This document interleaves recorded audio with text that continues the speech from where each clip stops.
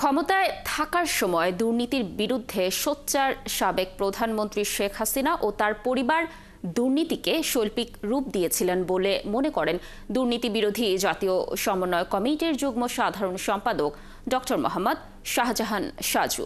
তিনি বলেন, শেখ হাসিনার পরিবার দুর্নীতির বিশ্বায়ন ঘটিয়েছে।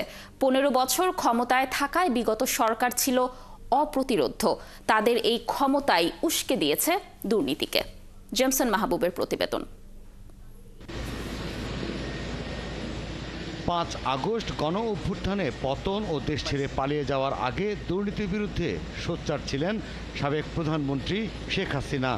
তার কণ্ঠে সবসময় ছিল দুর্নীতির বিরুদ্ধে কঠোর হুঁশিয়ারি। ক্ষমতার পালাবদলের পরই দেখা মিলল উল্টো চিত্র।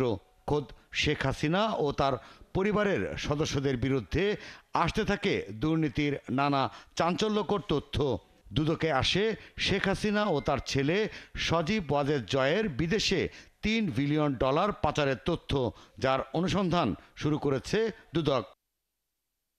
রূপপুর প্রকল্প সহ 9টি প্রকল্প থেকে ৮০,০০০ কোটি টাকা আত্মসাৎ ও পাচারের পাশাপাশি তথ্য গোপন করে পূর্বাচলে ৬০ কাঠা জমি নেওয়ার অভিযোগ। এরই মধ্যে মামলা হয়েছে সাবেক প্রধানমন্ত্রী শেখ হাসিনা, তার বোন শেখ রেহানা, ছেলে সজীব ওয়াজেদ জয় ও ব্রিটিশ এমপি টিউলিপ সিদ্দিকীর বিরুদ্ধে।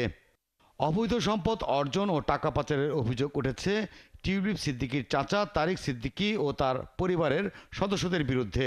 মানি লন্ডারিং সহ দেশে বিদেশে নামে বেনামে শেখ হাসিনা ও তার ছেলে যুক্তরাষ্ট্র ও যুক্তরাজ্যে পাচার করেছেন ৩,৬০০ কোটি টাকা, এমন অভিযোগও আছে।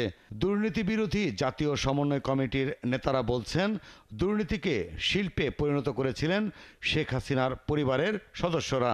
এইটি পাচারের ক্ষেত্রে যে একটা শিল্পের চর্চা হয়েছে, যে কত শৈল্পিক গুণাবলী এবং কত উচ্চ মার্গের মেধা প্রয়োগ করে এই টাকাগুলো পাচার করে নেওয়া যায়, ব্যাংকগুলো খালি করে ফেলা যায়। জয়ের 8টা দামি গাড়ি আর 13টা বাড়ি, এই টাকা গেল কোত্থেকে? তিনি কি ব্যবসা করেন?